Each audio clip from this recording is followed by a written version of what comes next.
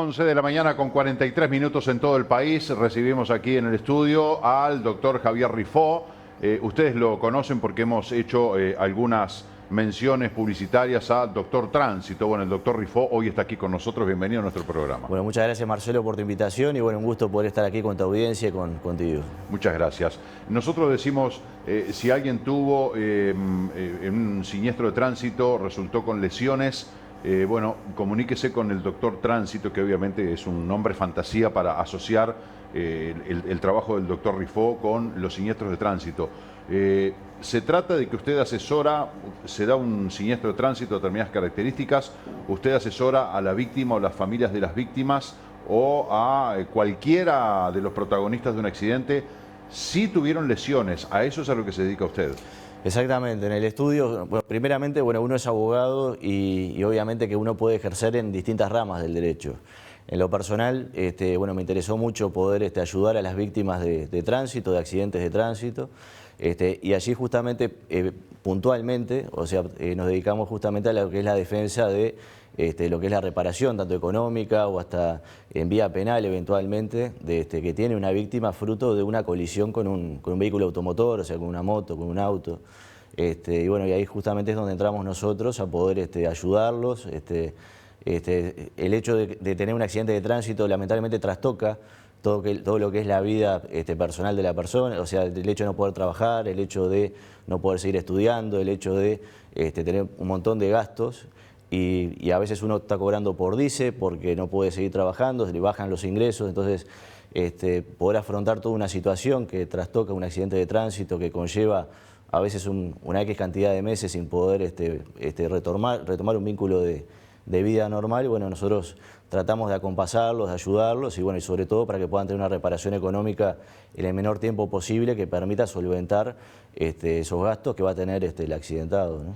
Recién hablábamos de manera bastante superficial de las distintas situaciones que se generan en un siniestro de tránsito, que hay gente que de repente, como decía el doctor, hay una vía reparatoria desde el punto de vista económico y otra vía penal. En muchos casos hay gente que dice, bueno, a mí no me interesa la vía penal, yo con que de repente cubrir la parte de los gastos de los daños es suficiente y la cosa es bastante más sencilla. Hay casos a la inversa que dicen, a mí la plata no me interesa, ya cuando hablamos de consecuencias de vidas perdidas, no me interesa la plata, yo lo que quiero es que se haga justicia, porque, como decía el doctor, la plata a mí no me va a devolver ni a mi padre, ni a mi tío, ni a mi hermano, ni a nadie. Entonces hay escenarios distintos, depende del carácter de la persona, de la situación de estrés, de la actitud de quien es responsable en el siniestro de tránsito, de repente de estar presente, de acompañar, de ayudar, de contener a la persona accidentada, que eso motiva que la persona accidentada de repente desista porque siente que se portó muy bien de alguna manera la persona en la situación. Y lo otro también, se fue este criminal que me las va a pagar, que no puede ser, omisión de asistencia, es gravísimo, ni se preocupó, nunca me llamó. Usted decía que hay el caso que dice, nunca me llamaron para saber si estoy vivo o si estoy muerto. Y eso también de alguna manera marca el camino de el procedimiento legal a seguir. Absolutamente, me ha pasado incluso de ir a audiencias y el propio cliente me dice, Rifó, si me hubiesen llamado, si se hubiesen preocupado por mi estado de salud, yo no estaba acá. Y de hecho me pasó puntualmente en una audiencia, que antes de entrar a audiencia, yo representaba a una persona, bueno, que había sido accidentada, un señor muy bien, que había tenido unas lesiones a nivel de fractura, pero que dentro de todo pudo sobrellevarlas y no le quedaron mayores secuelas. Y del otro lado justo había un muchacho joven que estaba con su papá y lo había visto en un estado a veces de nervios y de miedo. Entonces yo me le acerqué antes de la audiencia y le digo, mirá, si tú sentís que para ti es importante pedir una disculpa, mirá que mi cliente te la va a aceptar y tú sabes que eso generó que tuvieran después un acercamiento, un diálogo. Se descomprimió la situación. Se descomprimió la situación y después la tarea de los abogados, o sea, tanto mía como de colega, fue muy sencilla porque se resolvió de forma muy amena. O sea, entonces a veces juega mucho el tema de la actitud de la gente en el accidente. El accidente es un accidente, o sea, es algo que uno no tiene la intención de provocarlo. Técnicamente se habla de siniestro, no de accidente. Y se habla mucho de partiendo siniestro, de la base de que el 98% de los siniestros son evitables. Entonces no son accidentes, que es algo que ocurre. Exactamente, no puede se nos puede pasar a cualquiera de nosotros, ¿no? Entonces, claro. Pero la actitud que uno adopte, ¿no? A veces es esencial en el camino y el interés que tiene el cliente de uno, ¿no? Entonces, por supuesto que que el cliente de uno siempre quiere una reparación económica y eventualmente situaciones más delicadas como como son el tema del fallecimiento, si uno trabaja con los familiares de las víctimas, a veces hay un interés de hacer justicia ante situaciones a veces de omisión de asistencia de situaciones mucho más delicadas, y bueno, uno tiene que siempre en un diálogo permanente con la persona entender qué es lo que realmente quiere y poder acompasar, ayudar y bueno, y poder obtener también aunque sea una solución, ¿no?, al conflicto, ¿no?, al problema. Me imagino que de repente usted también debe pasar por situaciones en las que una persona tiene un siniestro de tránsito y en ese momento reacciona de una forma totalmente distinta a cómo es la persona, o porque el miedo que paraliza y de repente la persona queda totalmente inutilizada en el sentido de que no se transforma en alguien proactivo y que ayude, o se va, huye, ¿no?, asustado o asustada.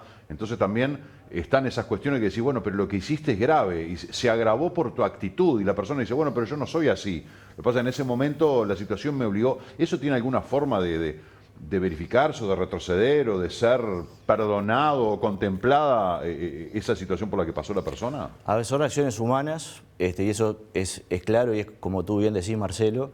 A veces uno, me ha pasado por verlo en partes policiales o situaciones que me ha tocado, bueno, de que la persona a veces que embiste tiene una actitud de seguir avanzando o de esquivar la situación o de fugarse, ¿no? He visto también gente recapacitar, o sea, que a la media cuadra para, como también lamentablemente hay gente que se va, ¿no? La gente por lo menos que esa media cuadra para, o sea, por lo menos ya está teniendo una actitud más reflexiva o por lo menos un segundo de lucidez.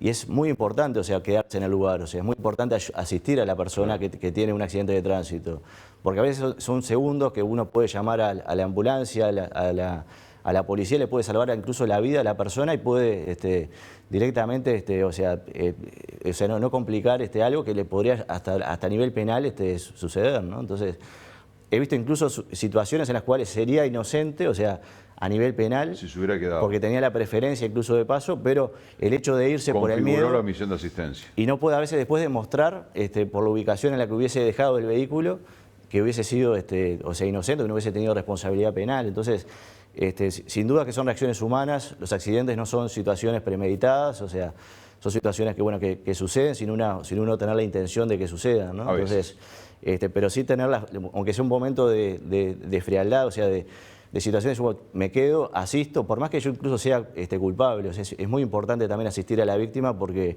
puede haber hasta una complicación mayor en el hecho de no poder asistirlo a nivel de salud, ¿no? A la persona con la cual uno tiene el accidente. Entonces, es muy importante el hecho de tratar de quedar en la situación y no fugarse, como lamentablemente ocurre y lo veo, o sea, sí, lamentablemente pasa, ¿no? Se ve muy seguido, incluso en los informativos, y todos conocemos casos en los que ha ocurrido eso. Ahora, ¿cómo se evalúa el hecho de decir, bueno, yo tuve este siniestro de tránsito, yo no tenía la intención, pero lo provoqué? Bueno, pero vos sabías que tenías una conducta temeraria. ¿Se mide el tema de una actitud de decir, bueno, yo no tenía intención de matar a nadie, bueno, pero venías a 170 por la Rambla de la Mansa? O sea que tu conducta, evidentemente, ya ahí está configurando una responsabilidad eventualmente penal. Por más que vos digas, yo no quiero matar a nadie, sí, claro, yo no creo que haya nadie que se suba al auto y decir, bueno, voy a salir a matar a alguien, pero salgo a hacer una picada y potencialmente puedo transformar esa diversión en una tragedia. ¿Eso también se evalúa, se aquilata? Y sí, o sea, manejar un auto es como manejar un arma, o sea, literalmente. O sea, uno también tiene que tener una determinada conducta para poder transitar, para poder circular. Y esa conducta también tiene que regirse acorde a la normativa de nuestro país, ¿no? O sea, hay determinadas, como tú bien decías, Marcelo, hay determinados cruces, determinadas rutas, determinadas calles que tienen un límite de velocidad y a veces puede haber una flexibilidad de pocos kilómetros, pero de pasar de una avenida que podría uno circular a 45, a 60, pasar a 120, 130, bueno, eso genera responsabilidad en caso de la ocurrencia de un siniestro, ¿no? Entonces, ahí sí es donde se ven las situaciones donde existe responsabilidad penal, porque uno perfectamente podría haber evitado, o sea, con una actitud mucho más responsable, la ocurrencia de ese siniestro, y bueno, y está dentro de las posibilidades que ese siniestro ocurra por el hecho de ir a esa velocidad. Claro. Termina sucediendo muchas veces, y bueno, ahí sí existe la responsabilidad penal. Donde a veces no existe responsabilidad penal, o sea, sí existe responsabilidad penal, pero no a un punto a veces de un procesamiento con prisiones, bueno, situaciones donde hay una preferencia de paso, o sea, supongámosle que uno iba por la derecha, el otro por la izquierda, y bueno, el otro tiene la preferencia, pero bueno, o sea, no hubo hubo tal vez un descuido, pero no no una intencionalidad, o sea, con el objetivo, o sea, cuando uno circula a 120, a 140 o más todavía que uno lo ha visto, o sea, ya ahí hay una actitud bastante irresponsable, negligente, ¿no? ¿Qué es lo primero que una persona debe hacer cuando tiene un siniestro de tránsito? Por supuesto, ocuparse de eventualmente gente que haya lastimada, pero tengo que llamar a la policía, a la ambulancia, llamar al seguro, no dejar que toquen nada, no levantes la moto, no corras el auto, no apagues el señalero porque vos lo tenías prendido o al revés, no lo prendas porque el señalero estaba apagado. O sea, ¿qué debo pensar dentro de esa situación de estrés cuando tengo un siniestro de tránsito? Lo primero es la salud de las personas. Yo siempre digo, primero, antes de cualquier abogado, siempre digo, primero la salud. Primero tenés que estar bien, tenés que asistir al otro con el cual tuviste el siniestro. Llamar a la ambulancia, lo primero, en el caso de que hayan lesionados. Y obviamente que si no hay lesionados es un tema de llamar al seguro. Y si hay un tema de lesionados, además de llamar a la ambulancia, llamar al 911, a los efectos de que también un móvil policial también pueda socorrer, porque también el propio 911 llama también a la ambulancia que está de turno y que pueda asistirse lo más próximo en el tiempo al lugar, ¿no? Entonces, la salud yo siempre digo que es lo primero.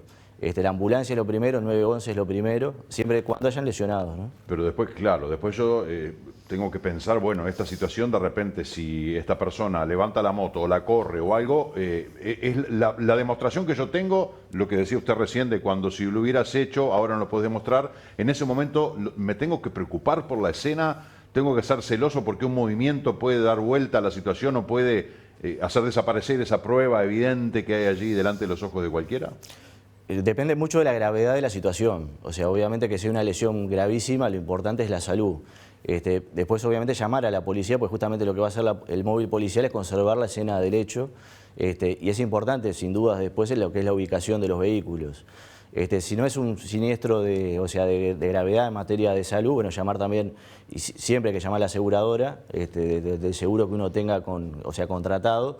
Pero siempre si hay una lesión que sea realmente grave, o sea, llamar a la ambulancia es lo primero, pues una actitud incluso humana, por encima de después cómo están los vehículos, que también obviamente uno tiene que conservar la escena del hecho, pero va a depender siempre de la gravedad del accidente, ¿no?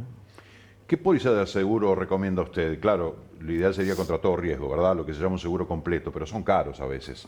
Entonces la gente dice, bueno, mínimo responsabilidad civil, o sea, mínimo daño contra terceros. Es decir, que yo choco y los daños que le provoque a esa persona o a ese vehículo están cubiertos por mi seguro. Pero también, que es el más barato, pero no tenemos una cobertura de amplio espectro. ¿Qué es lo que usted recomendaría tomando en cuenta en una ecuación, bueno, el bolsillo, la cobertura social, la cobertura de salud, la cobertura penal? ¿Qué recomienda usted? Sin duda, hoy el único seguro obligatorio que hay es el SOA. El SOA lo que repara es la indemnización por lesiones físicas al tercero que uno provoca en el accidente, ¿no? Yo lo que recomiendo sin duda es el seguro total, a los efectos de que uno puede circular con cierta tranquilidad, ¿no? O sea, de que hay un seguro que cubre el posible daño que uno puede generar, y entonces esa tranquilidad conlleva que uno no va a reparar con sus propios bienes el daño que uno puede generar y existe una aseguradora que lo va a hacer por uno, ¿no? Entonces, eso sin duda que sería el principal objetivo, sería lo mejor. Hay situaciones intermedias, hay seguros intermedios, que existe de parte del Banco de Seguros, lo que es el SOA Plus, que también hace una reparación a nivel de lo que es la responsabilidad civil y lo que es la reparación de los vehículos, que puede ser tal vez, tomando en cuenta esa ecuación con el bolsillo, una solución intermedia. Pero en la medida de lo posible, en la medida de que uno pueda contratar un seguro global, un seguro total, es lo que a uno efectivamente le va a dar la tranquilidad al momento de poder circular, ¿no? ¿Cómo le está yendo en Maldonado, que hace poquitos meses que usted está aquí? Por suerte bien, la verdad que muy, muy contento, o sea, desde marzo que estamos trabajando ahí enfrente a la Plaza de San Fernando, ahí 18 de julio, 25 de mayo, hemos tenido una gran recepción de parte del público fernandino y bueno, son los mismos problemas de ser una ciudad grande como Montevideo, o sea, se dan las mismas situaciones similares y bueno, la recepción ha sido muy positiva y bueno, he conocido muy buenas personas también acá trabajando y ayudando también a las víctimas de tránsito. Y he trabajado mucho cerca del estudio, pero también he conocido también el Maldonado a veces más profundo. Y la verdad que muy contento de poder estar aquí en Maldonado. ¿Usted es de Montevideo? Nosotros tenemos, exacto, la base de trabajo nuestra está en Montevideo, nosotros venimos 2 veces por semana en principio. en realidad hace poquito que abrimos. 18 de julio y 25 de mayo, ¿dónde exactamente? Es al lado de la iglesia y donde está la galería de la esquina. Exacto, haciendo cruz justamente con jefatura de policía, Exacto. que es donde uno pide los partes policiales, justamente. Claro. Entonces estamos en un eje de trabajo que nos permite también tener todo bastante a la mano, ¿no? Entonces, que realmente y también es fácil el lugar también para la gente, para poder recibirlos. Claro. Porque el centro de Maldonado, la plaza, es como el ícono, como el eje de la ciudad, ¿no? Y sí, todavía quedan esos vestigios de pueblo del interior, porque Maldonado ha crecido tanto ya que dejó de ser pueblo hace rato, más allá de nomenclaturas, digo conceptualmente, ¿verdad? Con más de 200.000 habitantes de manera permanente, evidentemente ya se ha transformado en algo mucho más grande. Tenemos que cerrar la entrevista, doctor. A mí me gustaría preguntarle por último, bueno, ¿cómo ve usted el tema de la siniestralidad? No sé, los indicadores si muestran un aumento, un estancamiento, una baja, pero se ve que hay un parque automotor excesivo, hablo de Maldonado, pero ni que hablar Montevideo, que los diagramas viales han quedado de modé, han quedado chicos, ya son viejos, que hay una intolerancia, que hay una falta de conocimiento y de educación vial monstruosa. Todo eso se combina en un combo que por momentos puede resultar explosivo. No sé si usted está de acuerdo en ese concepto. Lamentablemente, para la población que somos, hay muchos accidentes. Eso es real. Hay muchas causas, sin duda que tal vez hoy es más accesible en los últimos años acceder a un vehículo, que antes tal vez era algo más suntuoso. Entiendo también que hay mucha gente también circulando a veces sin libreta. La formación en esto de parte de las autoridades tiene que hacerse hincapié, o sea, incluso hasta podría también evaluarse un modelo como el europeo, o sea, a nivel de puntos, o sea, donde realmente la ocurrencia del accidente le quite puntos. Pero bueno, son formas que van a tener que analizarse a nivel de gobierno, porque hay alrededor de 20.000 accidentes por año, el 2% son accidentes fatales, el 13% son accidentes graves, y realmente para la cantidad de gente que somos en Uruguay es demasiado, ¿no? Tenemos 400 muertos por año en siniestros de tránsito. Es mucho. Es una pandemia, porque esto viene desde hace muchos años. Tenemos por lo menos 20 años, me animaría a decir 25 años que hace que se mueren 400 personas por año en las rutas. Digo, es realmente una barbaridad. Doctor, yo le agradezco mucho. 099-002-002. Exactamente, es un número bastante fácil de acordarse, 099-002-002. Y bueno, estamos a la orden para poder evacuar cualquier tipo de consulta y bueno, y para poder sobre todo ayudar a aquella persona que lamentablemente sufrió un accidente de tránsito, le trastoca su vida y bueno, poder cargar a nosotros esa mochila de poder ayudarlos a solucionar el problema acaecido estamos a su orden, ¿no? Cualquier tipo de siniestro de tránsito, haya o no lesionados, haya o no fallecidos, ¿ustedes asesoran en cualquier situación vinculada a siniestros de tránsito? Nosotros específicamente trabajamos con lesionados o fallecidos, Bien. O sea, lesiones de gravedad, pero eso no obsta que cualquier persona que tenga cualquier tipo de duda, estamos para poder ayudarlos. Doctor, un gusto conocerlo personalmente. Igualmente, Marcelo, un placer y más que a la orden. Gracias, igualmente para usted. Señoras y señores, tenemos que hacer una pausa muy breve, ya volvemos.